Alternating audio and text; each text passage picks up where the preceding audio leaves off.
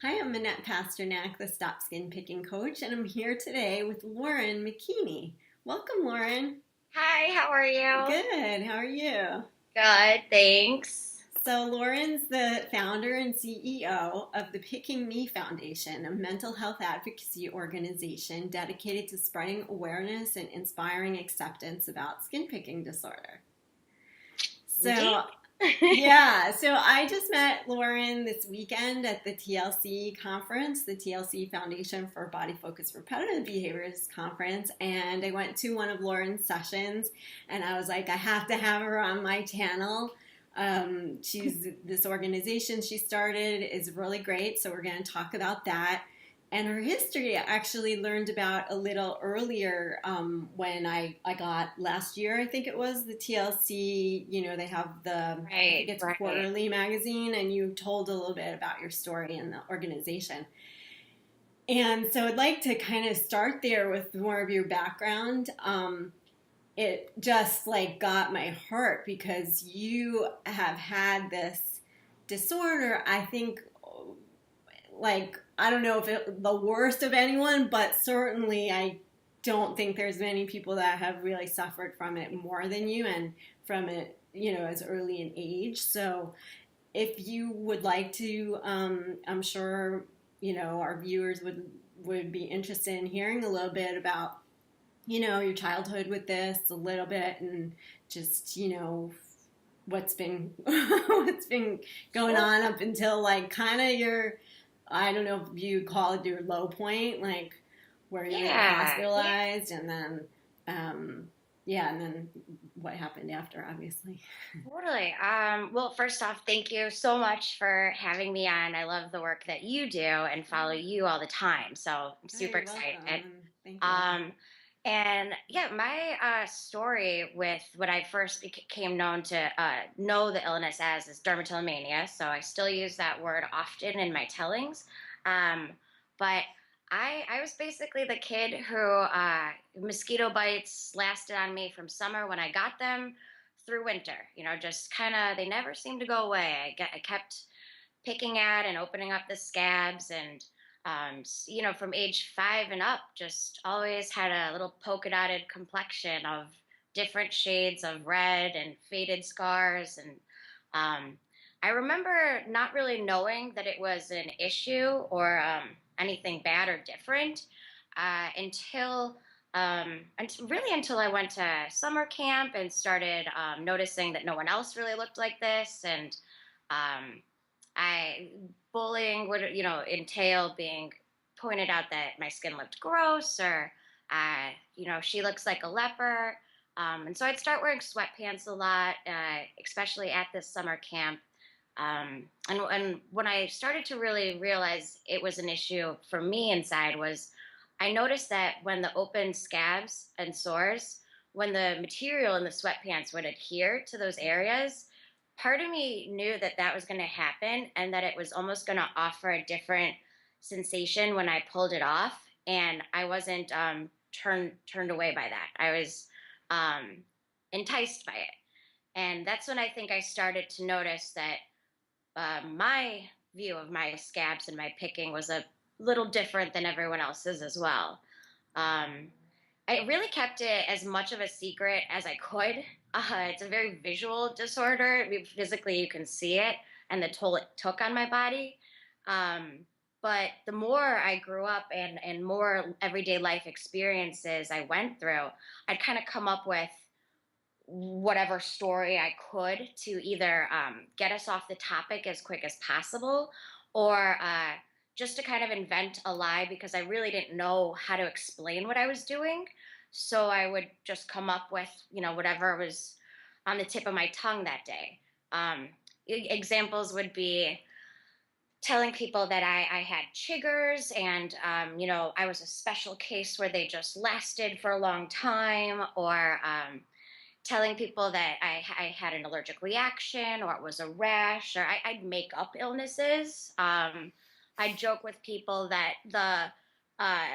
writers of House, the old TV show, were in contact with me because they wanted to study me for an upcoming episode. Literally, like everything. And I think part of the toll that took on me was it played with the shaping of my own identity. It was hard to be going through such a developing stage in my life and really just making up stories left and right for a skin picking disorder, a mental illness that wasn't even recognized at the time. And you became a storyteller, am I right? A writer, a filmmaker, and Yeah, a absolutely. It's comedian. storytelling is very much in my nature. I love telling stories and connecting, but the truth of this illness Yeah. was one story that was not on the table. And literally up until about 2 years ago was the first time I started talking about it. Um, yeah, Yeah. and I definitely want to get into that because that there was like it seemed like a pretty short period of time of where first the skin picking got life threatening for you, right? And then it was pretty soon after that that you started talking, opening up yeah, about yeah. it. Yeah, can So you tell that story then? totally. I think the severity, everything just kept ingraining itself, and the picking developed into an everyday thing. I couldn't remember a day where I hadn't picked. Um, it became harder to hide what I was doing. Stained stained clothing, stained bed sheets. I'd stop going out, or I'd cancel going out because I messed up an area on my face and I didn't know how to explain my way out of it. Things started to really take a toll right around end of high school and going into college. Was in the hospital a few times actually from creating areas that had an abscess after, and had to be incised and then put on antibiotics. But I would tell my school, I was out with the flu or something. Um, Certain job interviews that came up when I got out of college. One time I was in the hospital for cellulitis. Um, Missed that one. Just another time where it really was impeding everyday life, and changing the quality of my life, uh, and opportunities, really. And then it really all came to a crux in, I want to say 2012, end of 2012. I There's so many sores on my body. I'd go through boxes of 50 count circle band-aids in a seating, just trying to get them all on everywhere and not have enough to cover me. And I really didn't, as much as my friends and family will tell you I'm a social, gregarious person, I believe, um, but I didn't know me, what I was, who I was. I was really in a low place. And it was right around that time that I had just picked an area in my inner thigh, just another time I had done it, nothing super special about the area. Um, and it just so happened that this time it turned into an abscess, from like a pin size mark into an abscess. I went to the hospital, had it incised, and ended up contracting MRSA, which then led to a 2-week stay, the chance of losing my right leg, um, and having 8 inches instead removed from it, and then having a vacuum put in it to wear 24/7 like a purse to continue to suck out any potential life-threatening bacteria. And it was then that I actually heard the word dermatillomania. I remember they had a lot of psychiatrists come in and talk to me about self-harm first, uh, and I'm on all this pain meds, and still just trying to explain I did not mean to do this. Mm-hmm. And eventually, in kind of this movie like Haze, this term dermatillomania was floated around, and it just clicked. It felt, I heard it. It was explained to me. I looked it up, and I felt like I won something. I felt like I had something to hold on to that I had been looking forward making up for 23, 24 years. Um, and it was incredible. It was an incredible feeling. I joked that I wanted like a button and a t-shirt and I wanted to like tell everyone about it. But the issue is that that feeling of euphoria was, immediately deflated in that I found that there was no cure. There was hardly any treatment, hardly any research. It seemed super misunderstood and underreported, and uh, the, just not enough out there that it was like a tease to finally get a name and not have anything behind it. Um, and yeah, that was finding that out after really hitting my low point and coming out of the hospital. That's kind of where a big turn and change in my life happened. All right, so you kind of joked about like you're telling everybody this, right? But you hadn't really until when? Like, when's the first time? I mean, because now you're like, you're going to be as public as possible, right? Totally, For the work that totally. you're doing. So I think it was, having the term, having the word was that my knee-jerk reaction was wanting to tell everyone and share this information, but then finding out the dismal state that it's understanding research and even acknowledgement in the mental health community, an already stigmatized community, that it had was further depressing, like just another blow. And I really didn't want to tell anyone when I got out of the hospital. I was on a walker. I was in physical therapy to walk again. And I still had trouble owning that term, dermatillomania. And I kind of had this moment. Sorry? I was going to say, it's not the nicest term, to be honest. It's very not stigmatizing in itself, like crazy, skin craziness or whatever. Skin pulling madness, I think.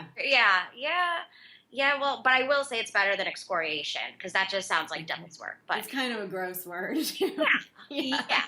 Yeah, I guess I'm partial to just skin picking disorder. I definitely now use that term more, but still at this phase, it's what I was holding at, that first word. Yeah. But the turn, I can't exactly pinpoint that light bulb moment or that moment of empowerment, but I will say that I decided to move after a little bit after this last hospitalization. And I just kind of wanted to be in a new city, kind of have a fresh start, try something different. And it was in a person that I met here that I'm actually still friends with to this day, in her asking, what had happened on my leg. And it was summertime, and I had big bandages down my leg, just for visualization. And I had a super new compulsion, and it wasn't to come up with that quick answer for, ice skating, fell down, or I didn't jump to my Rolodex of reasons for the way my skin was. And I almost word vomited. Oh, I have dermatillomania, and the world didn't end. And she still sat across from me. And I went into it, perhaps not as open and authentically and vulnerably I share everything this day, but I told her what it was, that I just had an incident with it. And I have to tell you how refreshing it felt. There was such a sense of relief in sharing. It's almost like that was my first step in as an advocate for the disorder without even knowing it.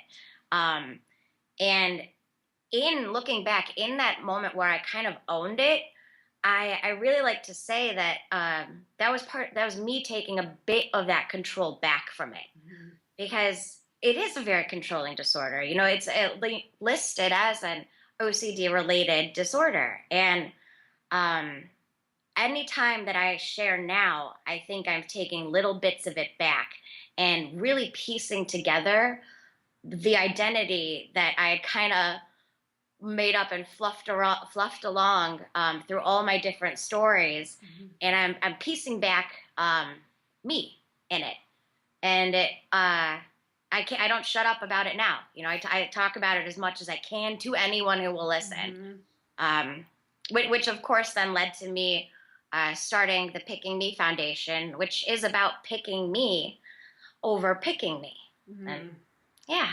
Yeah, I love that. And I love your way with the words, like picking me over my BFRB and like choosing myself over the disorder that chose me and things like Yeah. that. I like your yeah, she's got a great, you guys go to her website, the blog, her story, and there's all kind of, there's good stuff on there. So that's Thanks. pickingme.org. We'll put Yes, that thanks. up in the notes. Yeah, it's really interesting. Now, did you also, I'm curious if you also, like, once you started speaking about it, if you started doing the behavior less as well, because yeah, a lot of, my clients, it's like that in itself is so freeing, like when you just unburden yourself, at least to someone, it has less of a hold on you somehow, right? Absolutely true. And, that's something that even in becoming an advocate for this disorder, I was wondering, well, should everything be perfect on my body? Are people going to wonder, how am I talking about this if I still have areas that are open, or picking tendencies, picking episodes, what have you?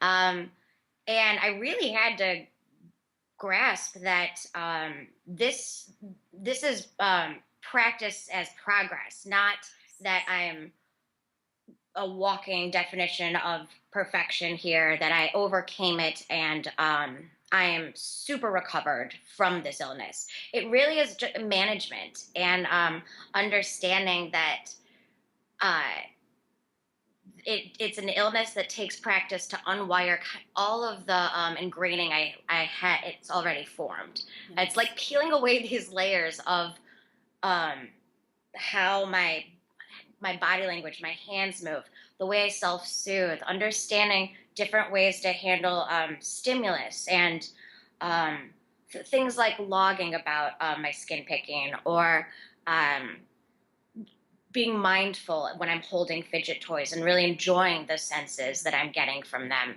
Um, Looking into other people's work on skin picking preventions, like your workbook, for instance, which I've really enjoyed looking at. I'm excited to dive deeper.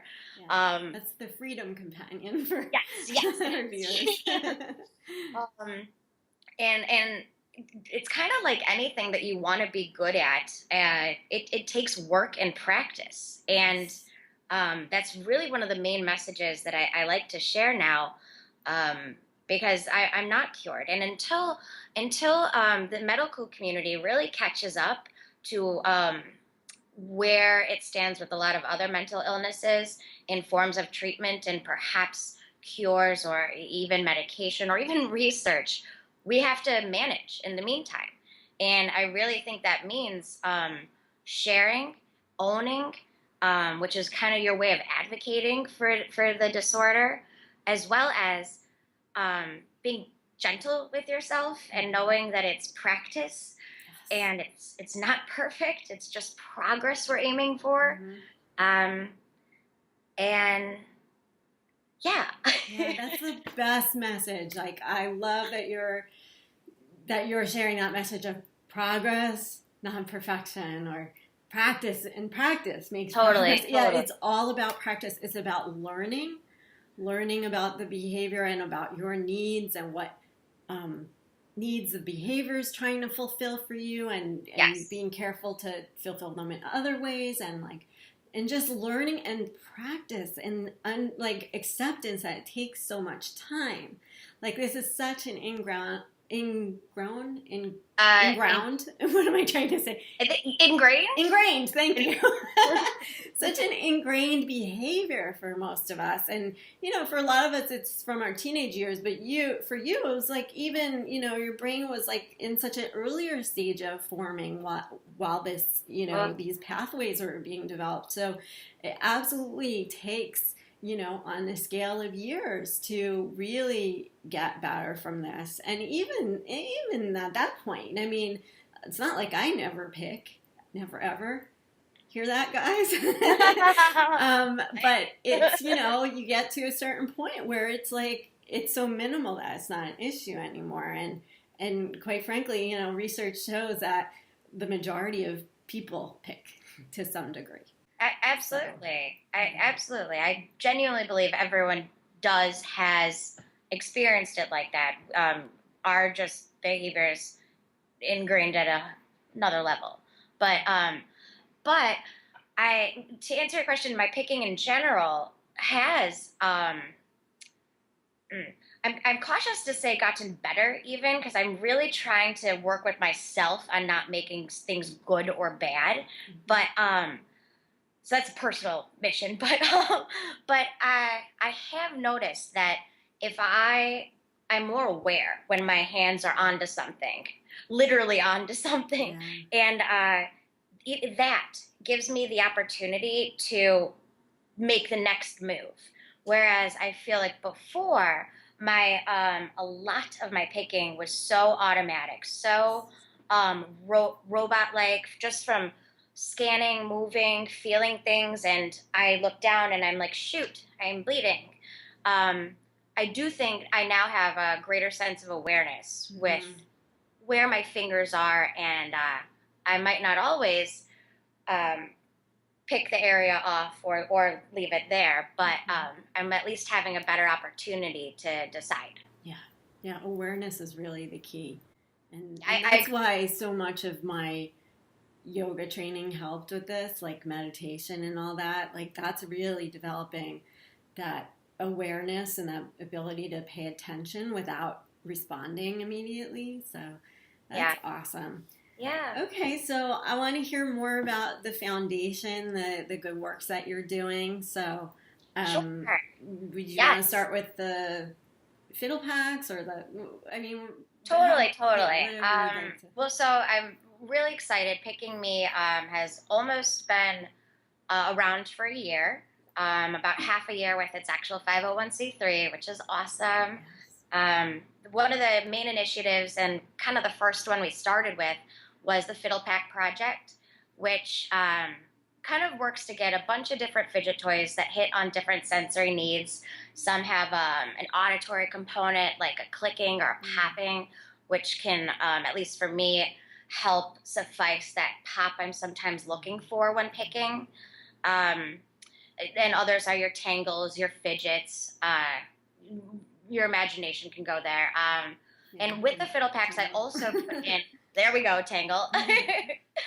And in the fiddle packs, I put a list, though, of how I'm using the different fidgets in there.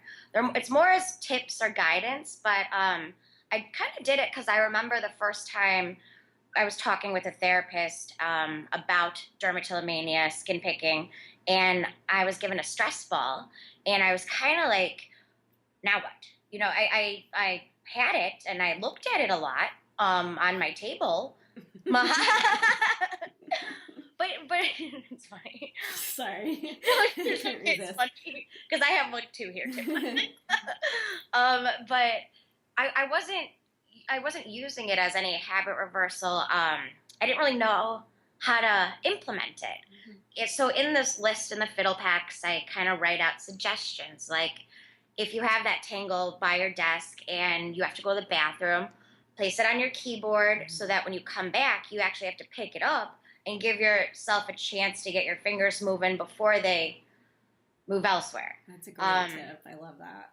Yeah, I like that the tips are in there. And so what we do is, we sell the fiddle packs at different mental health conferences around the nation, also at our website. But the main goal is that for every 2 that we sell, I get to send one somewhere. And so the places that I've been sending them to, my focus are daycares, preschools, babysitting organizations, high school counselors has been one of the new ones that I've been sending them to, dermatology associations, which are a whole unique category on its own to spread awareness of this disorder in. I know. She's one woman taking on like the world. So cool. So the PECs are, the double focus, because they give information on the disorder, ways to look up more information. So they're the little awareness vehicles on their own, I like to think. And so that it all started just with little fiddle packs, and some other initiatives that are exciting and I'm proud of our community kind of coming together and participating in are the Picking Me pledge, which you kind of mentioned earlier, which is basically your kind of first step towards owning and being okay in your skin, and really of advocacy as well. So I encourage people to take a pledge where they can write out, I'm picking me over my BFRB because, and they share something that they're proud of, that they pick, that they choose, that's them, and that's more important than their BFRB to them. And it's a lot of fun to receive the submissions and to see all different people with all different levels of both hair pulling and skin picking participate. Yeah. So that's something you can participate in. Hashtag with Picking Me on our Instagram. That's a really fun place to look at past pledges. Oh, cool. And then I'm sorry. Oh, sorry. I love that because so often this disorder tends to take over where you're focused more on more and more, and it's like you're paying so much attention to that you forget or you neglect the more important things about you and the positive, all the positive things. So I think that's great. That's a great point too, and like so even with something like drawing about what the disorder feels like, it kind of gives you another conversation or way to talk about it, because it is hard to always keep talking about what I'm doing, what it's done to me, how it's shaped me. And so, with something like the pledge, focusing on something else about yourself that you're proud of, or even with the Drawing with Derma initiative, visualizing it and portraying it in a whole different language, being, artistically, is really relieving, and kind of a break from having to talk about picking all the time. Mm-hmm. For the audience, I want to make sure they see that gallery was great on your website. She's got lots of drawings from people at this point. It's been that's been a really unique way of seeing how this disorder shows up for people, especially since some of the drawings, the submissions, have come in from like Russia and Germany, and language aside, you can look at any of these pictures and get a sense of what is going on there. Thank you so much for being here today. This is amazing. This is really a great interview that I'm so happy to put out there.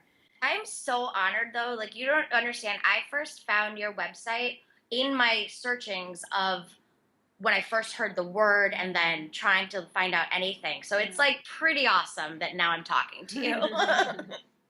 It's pretty awesome for me too. So tell people, if there's any last requests, about like if people want to donate, there's a way on your website, right? Yes, thank you. So I'd love people to check out pickingme.org. You can request either skin picking logs or the Drawing with Derma template, any of the initiatives I talked about. You can also order fiddle packs right there on the site. Or if you were touched, moved, or inspired by what I'm up to, I would love you to help out my cause. Super nonprofit, tax deductible. And next, if you want to know where Picking Me is going to be, we will be at Mental Health America in DC, June 14th, and then International OCD Con in San Francisco, July 6th. And please follow us on Instagram and Twitter, picking.me, and hashtag Picking Me. All right. Thank you so much, Lauren. Thank you, Annette.